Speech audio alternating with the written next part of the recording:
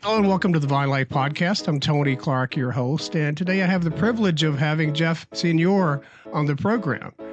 Now, Jeff is a Hollywood stunt pilot. He's an award-winning singer-songwriter. He's also an author, and we'll talk about that in a bit as well.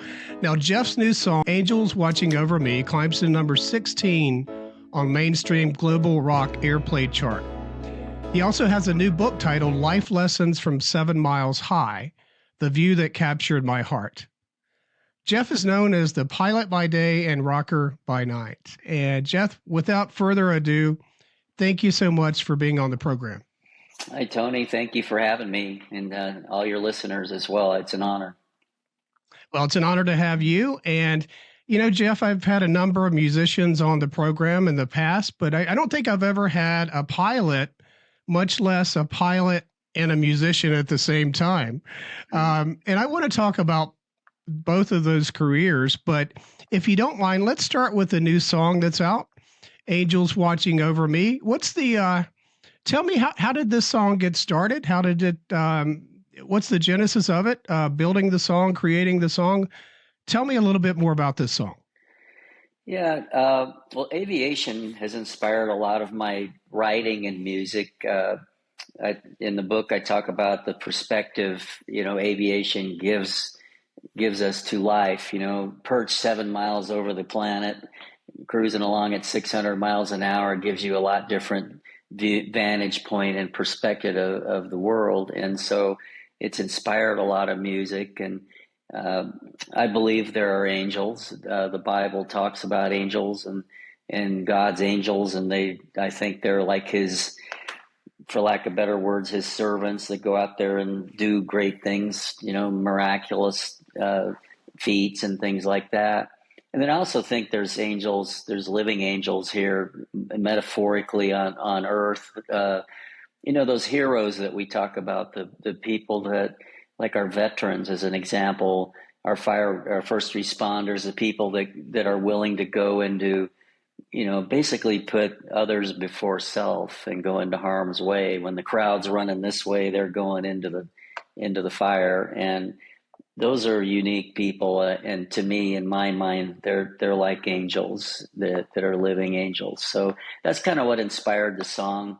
Heavenly angels and our living angels here, and angels watching over me. And many times in my life, I believe they've protected me and kept me out of harm's way, and maybe even from death as well. So that's kind of what inspired the song.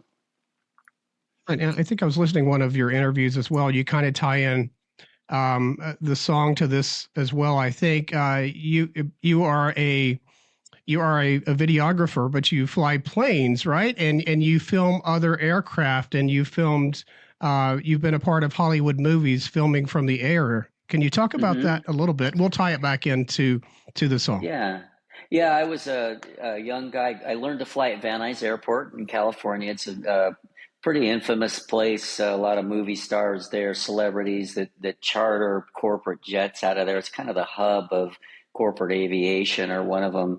And as a young guy, I got my Learjet type rating. I was mentored by a gentleman out there, Clay Lacey, who owns Clay Lacey Aviation. He was kind of an aviation hero, and he was in the movie film business. And so I kind of learned the trade through him, and then eventually actually went on to compete against him. And I met a guy that was a 5-time Academy Award winner for camera designs in Hollywood. His name was Bob Netman, and he was inventing a new camera system to be housed in a Learjet. And a Learjet's like a fighter. It's very maneuverable. It's fast. It's powerful. It's basically like a fighter. And so Vectorvision, which he designed, is a periscope system. Picture a periscope going through the belly, and then there's also one that goes through the roof. It pans 360 degrees, so it's a little turret out the bottom of the airplane, and the videographer in the back of the plane operates it with joysticks. And as the pilot, I'm the dolly driver. So I basically I'm the God's eye view in the sky. So if this is our subject plane, I can cross over in front of them. I can cross behind them. I can create motion by going around them. And then they edit that all together for commercials or movies and things like that. So that's what I did, and got into Screen Actors Guild. I talk about in the book, kindness and being polite and professional, and whatever it is you do will open a lot of doors for you. And I was just this young guy and kind, and did as hard work as best I could, and producers and people opened up doors for me. And one day you wake up and you're like, oh, I'm working on True Lies. That's kind of cool. So dreams do come true. Now, did you have, I think maybe an inspiration, or one of the inspirations for the song was you had a possible cataclysmic experience with flying close to a 747. Is that correct? I did. Yeah, you did your homework. Yeah, and I tell that story because that to me, there are miracles, there are angels and for whatever reason, in that particular situation, I was saved and from peril. We were filming a 747 for a commercial. Doesn't matter who it was for, but 747, to put it into perspective, they weigh, when they're grossed out with fuel, it's about close to 1 million pounds of aircraft. It's a lot of metal. It's like a flying city.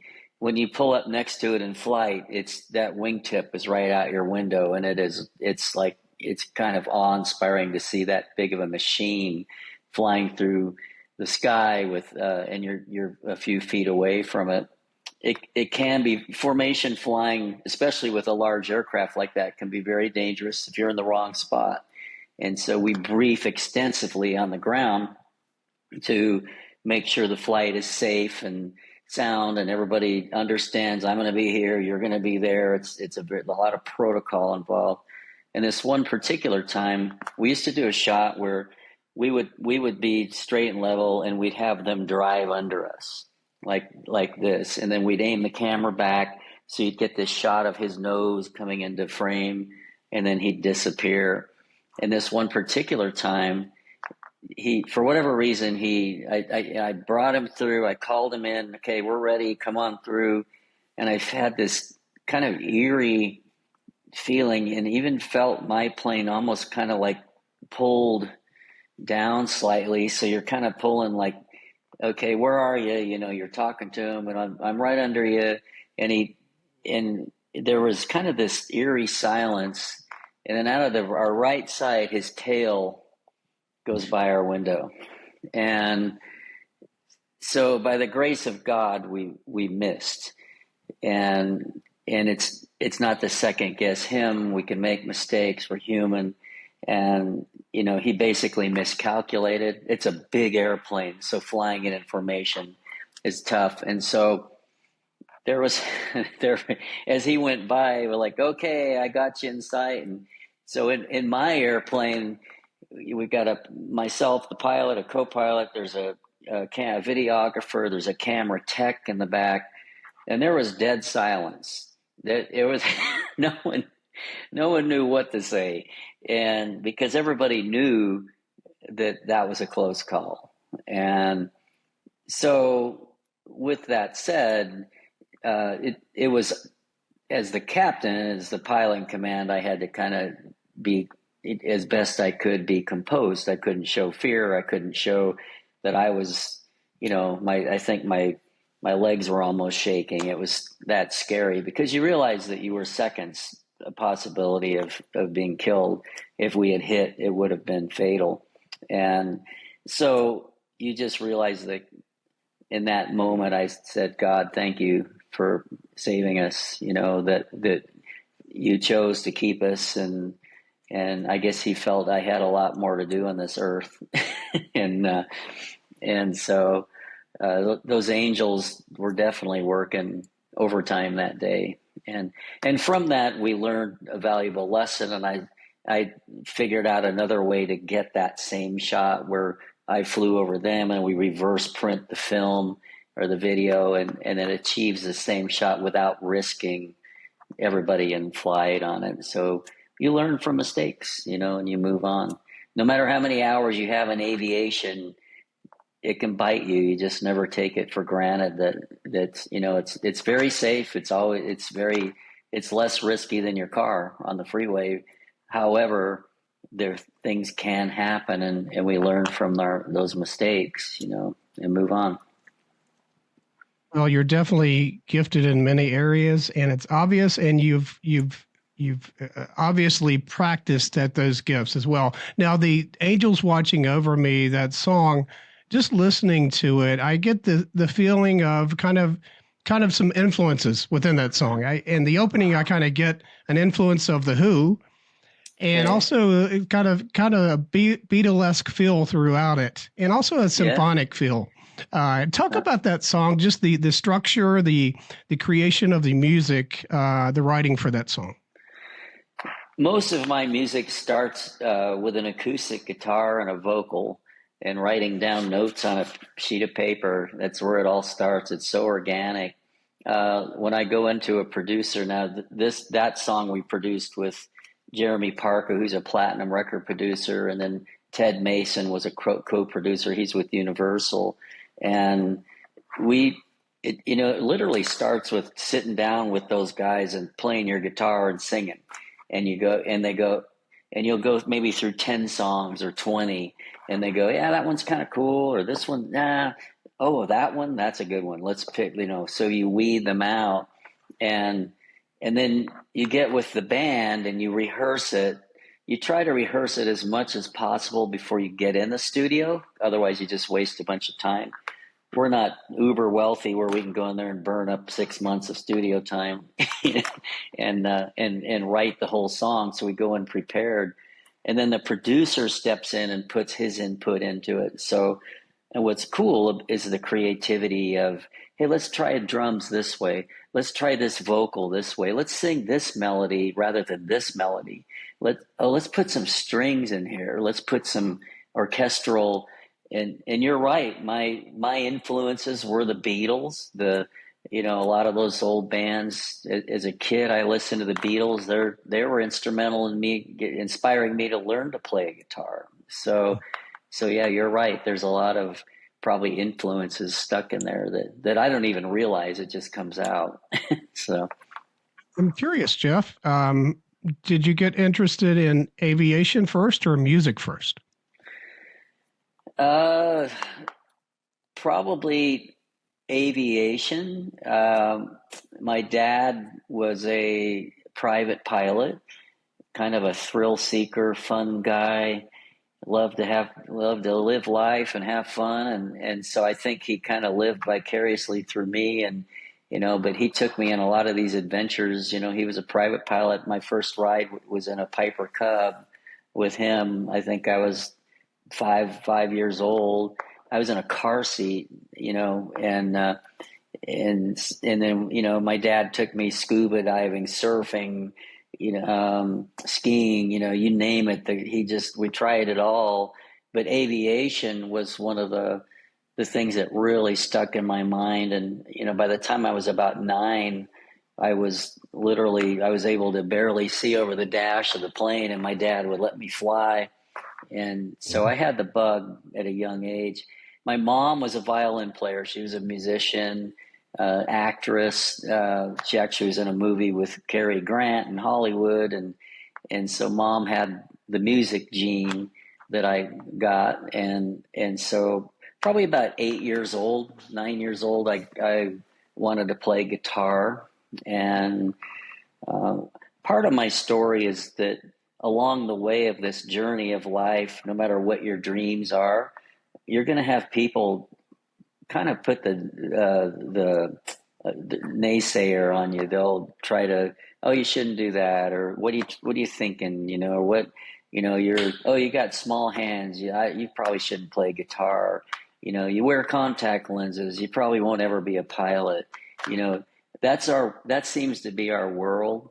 And my story is literally one of some of that, and I just said, I don't care what people say. I'm gonna do this. I'm gonna figure it out. And if I had listened to the world, I wouldn't have accomplished probably any of these things. So God gives us gifts, and you go on with them, and you don't stop along the way. And you fail as well along the way. We make mistakes, we fail, we pick ourselves up and move on. If that seems like great inspiration, especially for folks that are younger, that are struggling with a lot of things that they're going through, and that's great inspiration. They maybe have been told that they can't do this or that because of those limitations. But again, that's just speaking into their lives and giving them encouragement to keep at it. Yeah, I love inspiring, especially our youth. I like training new pilots as well, coming up in the business, and if you look at I tell them this, if you look at the most successful people on the planet, if you really study them, whoever it is your hero. They probably failed many times along the way. We see them as this ultimate hero, or whoever that is, whether it's a celebrity or an athlete or whatever. But it took them many, many years. They say, what's the 10,000 hour rule? They say it takes about 10,000 hours to be really good at something. And we seem to live in a world today of, it's instant gratification. It's a participation trophy. It's, oh, you get a trophy for showing up. Well, I don't think it's teaching our youth that, you might be good at that, but you still have to work hard at it. And you're going to lose sometimes. It's okay.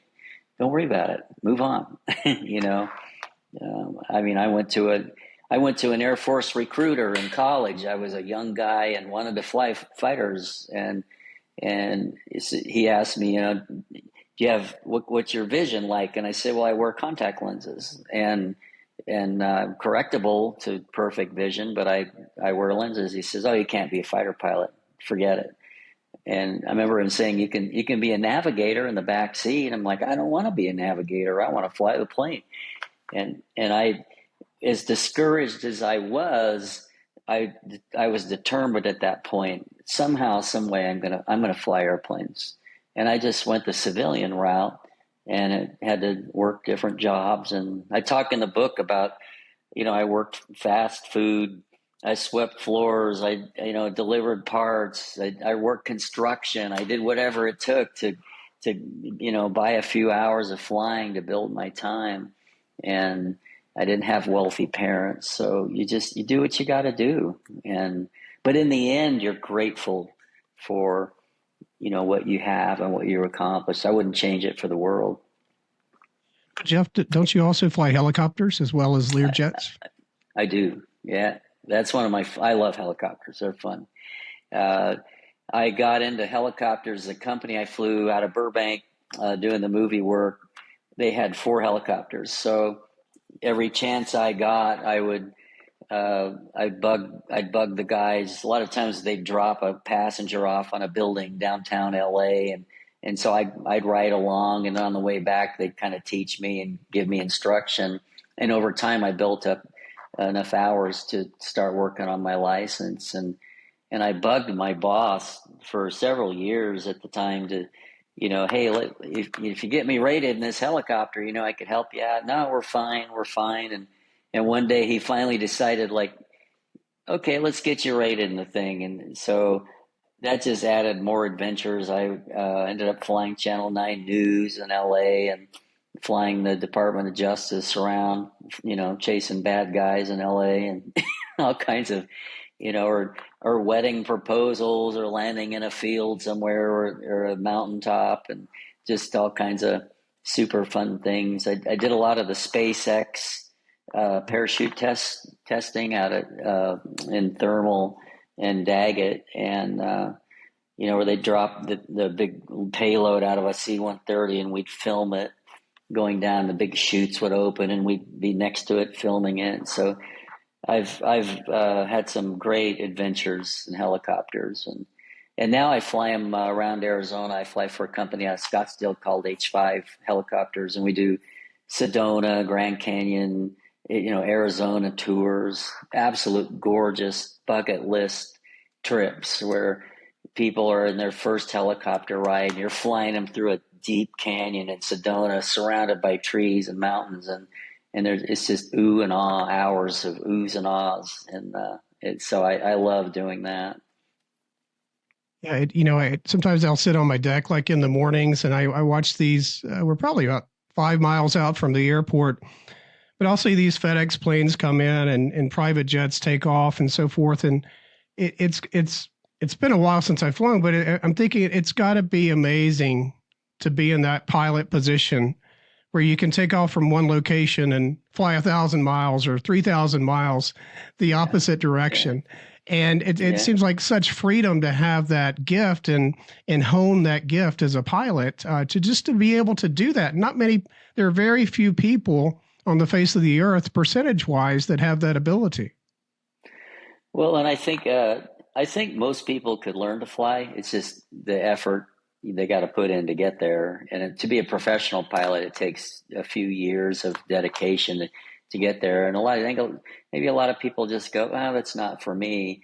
I think most of us as pilots that are professionals, it's a passion. It's part of our soul, as is music.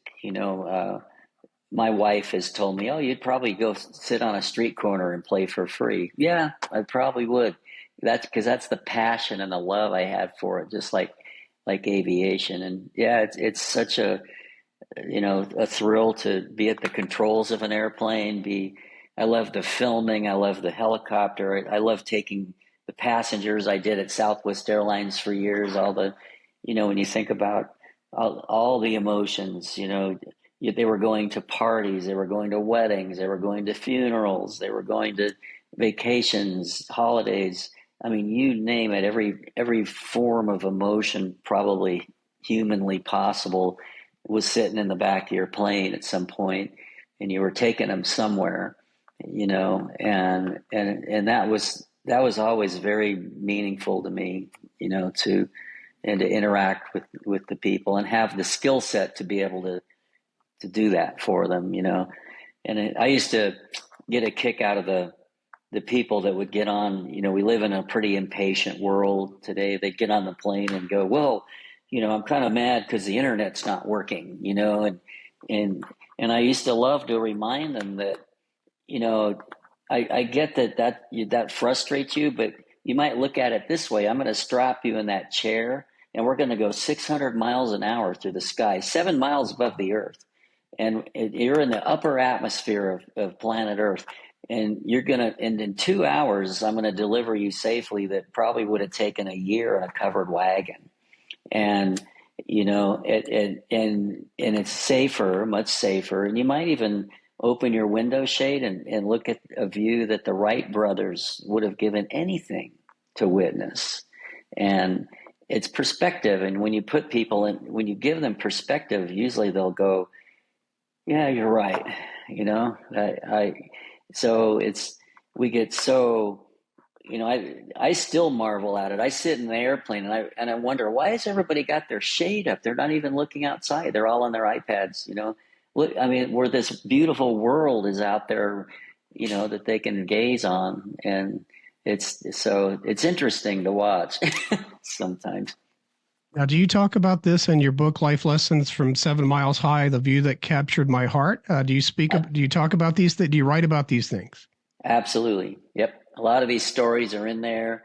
A lot of the people I've flown, a lot of movie stars, a lot of celebrities.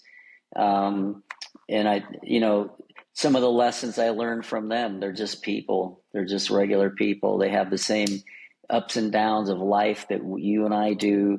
And we tend to put them on a pedestal, but they have, you can be a multi-billionaire if you don't have your health, if you don't have loved ones in your life, and the basic things that God wants us to have. That it doesn't matter how much money or fame you have, and there has to be something in here and if that's missing, no amount of money is going to matter.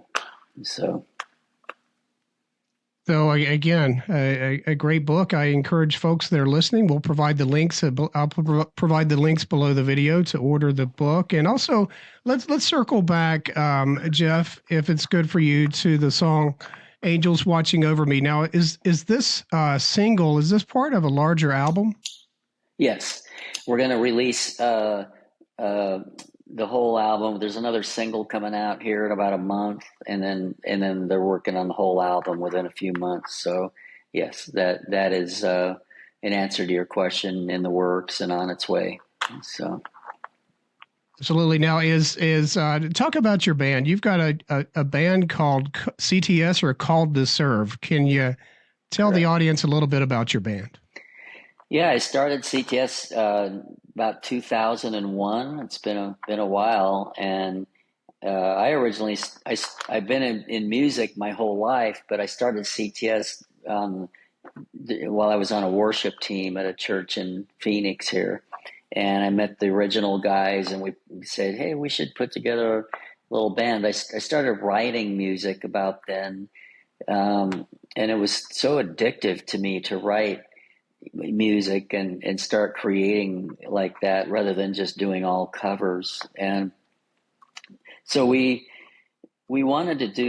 started out kind of in church venues, and then we wanted to do something, something bigger than ourselves for our music, so everything I wrote was pretty inspirational, a good message, a good story, family friendly, so kids could hear it. And we ended up playing. I'm very patriotic. I didn't serve, but I'm very patriotic to our country. And so I wrote a couple songs that were on the patriotic genre, and that opened up doors. We ended up, playing at a lot of veteran type events, first responders.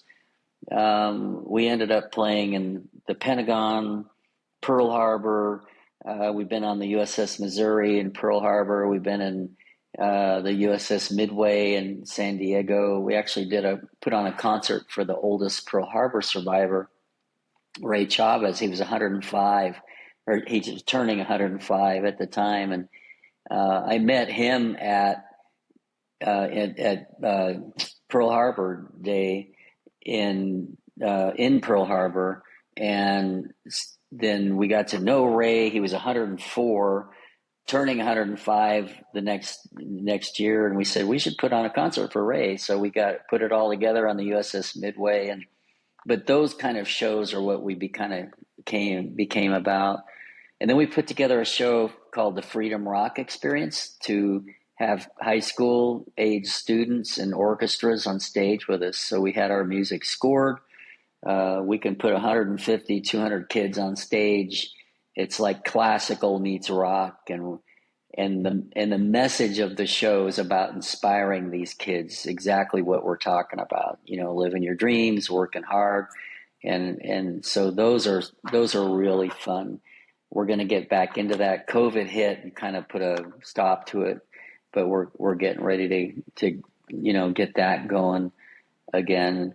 And then the guys in the band, all great guys. They're not original members, but the guys the core we have now, they're like brothers or family. Joe McGinnity is our drummer. Jerry Newsom's our bass player / keyboard / vocalist, and then Dylan Elliott. He's our baby. He's like 25 and in the group, and he's our lead guitar player. All super talented professional guys, but we have a great time when we travel together. We all get along, and just good guys. They probably get cheap tickets, right? As well, since you're like a pilot. Well, yeah. I mean, I can go standby. Believe it or not, I get lifetime benefits on Southwest, but the loads are so packed. We just buy tickets.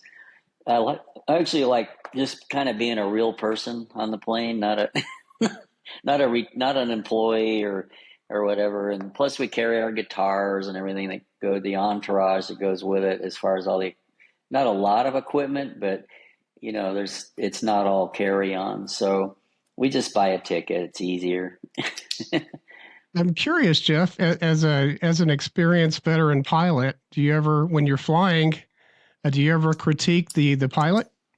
No, unless it's real bad. But I mean, the professionalism out there of the pilot group is pretty amazing. I never worry about it. Those guys are and gals, a lot of women in it as well. They do a great job, and sometimes the landing prangs on the ground, and you hear the comments in the back, and it's just not every landing's the same, and sometimes we praying went on. It just is what it is. I tell people it's the last 2 inches that all it takes is a wind gust or whatever that can cause it to go kunk a little bit. And I always tell people it's not all about the landing. Go next time you fly on a plane, go up to your pilots and go, "Hey, you guys, nice bank turn out of Phoenix. That was amazing." And so see what they say. Amazing. And again, I'm just I'm blown away that God's given you the talent, and of course you've honed those skills over the years to do many things as an author, as a musician, and as a pilot. Jeff, if someone wants to support what you do, if they want to hear more about your music, Angels Watching Over Me, they want to order your book, how would they do that? Probably the easiest way is we have our website. It's ctsmusic.com. The book link to Amazon is on there. The link to any of the music, there's videos, but you can also search my name, Jeff Senour. It's Senour. You can Google it or go on YouTube. We're on Spotify, iTunes, all of the above. Just search Jeff Senour or Jeff Senior and CTS. That comes up as well. And then the book, if they want an autograph, a lot of people really like paper. I've been amazed at the book. It's on Kindle, but a lot of people, they just love to have a book in hand, and it's been pretty impressive. A lot of people have bought the book for their teenage son or their teenage daughter, because people will read it and go, "Oh, this is pretty inspirational. I'd like my son to read this." And so they'll get a book. And a lot of times they want an autographed copy, so I'll mail them out one of those. But they can go on our website, ctsmusic.com. It's a good way to go. And again, I'll put the link below the video. But Jeff, what's on your upcoming agenda? What's on your calendar? A week from now, July 16th, we're at the Madison Performing Arts Center in Phoenix. It's a beautiful venue. It's for the Arizona Rock and Roll Hall of Fame. And so they're inducting 2 bands into it, not ours, but Michael Bruce, who's a friend of mine. He was Alice Cooper's guitar player and wrote a lot of Alice Cooper's music. And so we're going to play with him. And then there's another band locally here called Mogion that's been around for, decades, and the lead singer passed away. So they're inducting Mogion into the Rock and Roll Hall of Fame, but they're having CTS come in, and we're actually going to play Angels Watching Over Me and dedicate it to Dwayne, who was the lead singer that we lost. So we get to perform I think Angels and my song One Life, we're going to play just as a dedication to Dwayne, and then we're going to jam at the end with Michael Bruce to School's Out. He wrote School's Out. so that'll be fun. Yeah. And then we got that, and then Soulfest is August 3rd, 4th, and 5th. You can check out thesoulfest.com, and it's all the information's on there. And so that's in the immediate future, what we got going on. Well, again, I just encourage the listeners or the watchers of this interview to go ahead and check out that song, Angels Watching Over Me. It's an extremely well played. It's a well-produced single. And I can't wait for the entire album to come out. I'll certainly have that on my agenda to make a purchase. But Jeff Senour, I can't thank you enough for being on, and I've enjoyed hearing about what you do. Tony, I can't thank you enough and your viewers. And it's a complete honor, and I just can't thank you enough. I really appreciate your time, and hopefully together we can go out and inspire your listeners to go live your dreams, go live this life. It's a great gift. Every day is a gift. Every day you wake up, do your pre-flight, plan your destination and where you're going and what you're doing. Take your life off of autopilot and make something. Don't ever let people discourage you and stop you. And hopefully we accomplish that with your listeners. Certainly sound advice. And we will conclude. And until next time.